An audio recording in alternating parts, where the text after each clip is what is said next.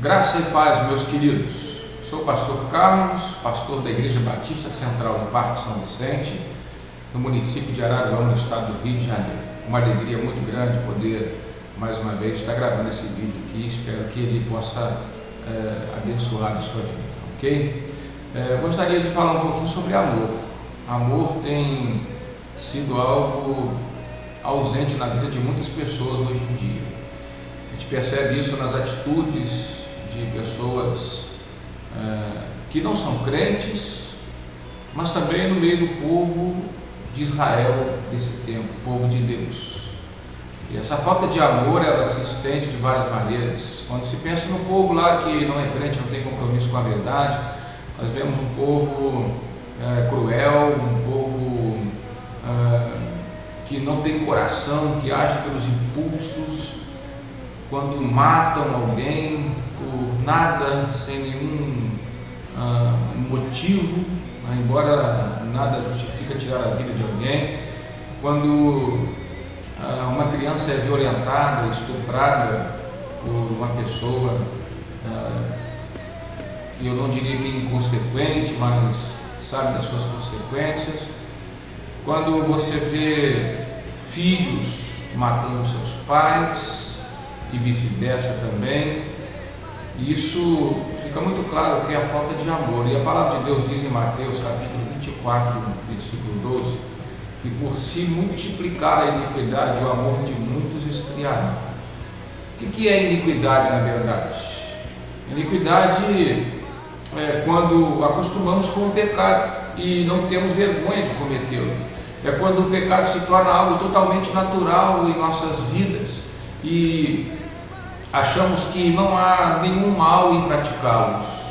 Parece, se torna algo assim tão normal, tão natural, que elas não conseguem perceber que aquilo que elas estão fazendo é pecado. E a Bíblia diz que quando a iniquidade chega ao coração do homem, ele fica tão endurecido que já não se sabe se a atitude é certa ou errada, se é pecado ou se não é pecado.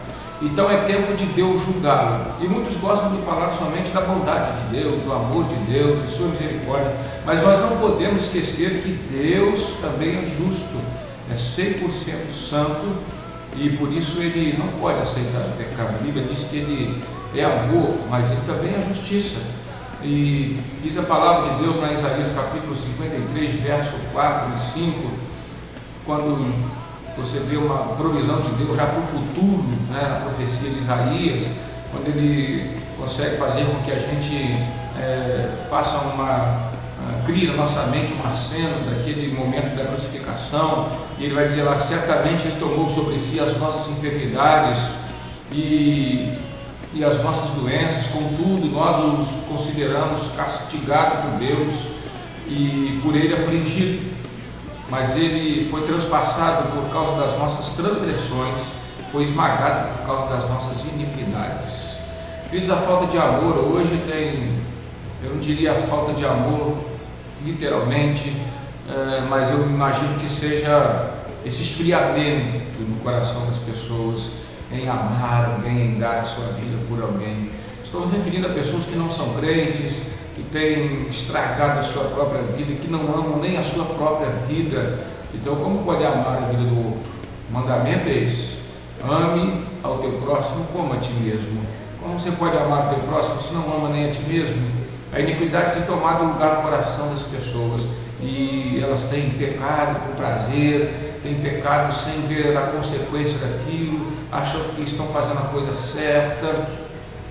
E se tratando também do outro lado da moeda, que é a igreja, o povo de Deus, esse ambiente eclesiástico, que a gente percebe também que há pessoas dentro desse ambiente que também não sabem amar, não colocam esse amor que dizem ter pelo próprio Deus e pela sua própria igreja na prática. Se percebe isso quando há necessidade de você ajudar alguém, fazer alguma coisa por alguém, atender uma família carente, uma família necessitada, um irmão mesmo da nossa prole evangélica, e nós percebemos que as pessoas simplesmente não se comovem, não se constrangem diante de uma situação dessa, e não faz absolutamente nada para poder mudar o quadro, reverter a situação dessas pessoas. Falta amor no coração das pessoas. E a iniquidade ela tem tomado tanto lugar no coração das pessoas que não há lugar mais para esse amor ao próximo, para esse altruísmo, para exercer essa compaixão que o Senhor mesmo nos ajuda a entender dentro da palavra de Deus. Ele não diz para a gente ter pena de alguém, para chamar uma pessoa de coitado, mas ele fala de compaixão. Compaixão é você se colocar no lugar de outra pessoa e tentar ali imaginar como você estaria vivendo naquele momento. E assim então você seria comovido, tocado pelo Espírito Santo de Deus, e esse amor que invade e existe em nosso coração nos faria então dessa forma agir, fazer alguma coisa por alguém. Eu entendo que quem ama cuida, que esse amor que nós dizemos dentro do nosso projeto Impacto Radical, que amar com o amor de Jesus é possível, é o amor que nos faz agir, que nos faz tomar decisões, que nos faz levar, que nos leva a tomar atitudes para que a gente possa reverter a situação, o quadro da vida de alguém. Queridos, que Deus abençoe o teu coração, Deus abençoe a tua vida. Entenda que é necessário que a gente ame, é necessário que demonstremos amor uns pelos outros. Jesus ele não disse apenas que nos amava, Jesus demonstrou o amor dele por nós, se entregando lá naquela cruz por mim e por você, carregando aquele peso em suas costas, sendo transpassado por uma lança, recebendo uma coroa de espinhos em sua cabeça, sendo maltratado, sendo judiado, tudo isso porque ele nos ama, tudo isso porque ele pensou mais em mim e por você do que nele mesmo. Que Deus te abençoe e que você possa entender isso, que amar com o amor de Jesus é possível e que esse amor nos faz agir e que quem ama, cuida.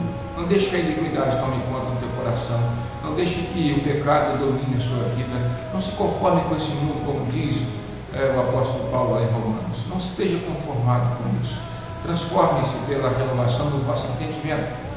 Mas qual é a consequência disso? Você vai experimentar qual é a boa, perfeita e agradável vontade de Deus. Que o Senhor Jesus abençoe a sua vida.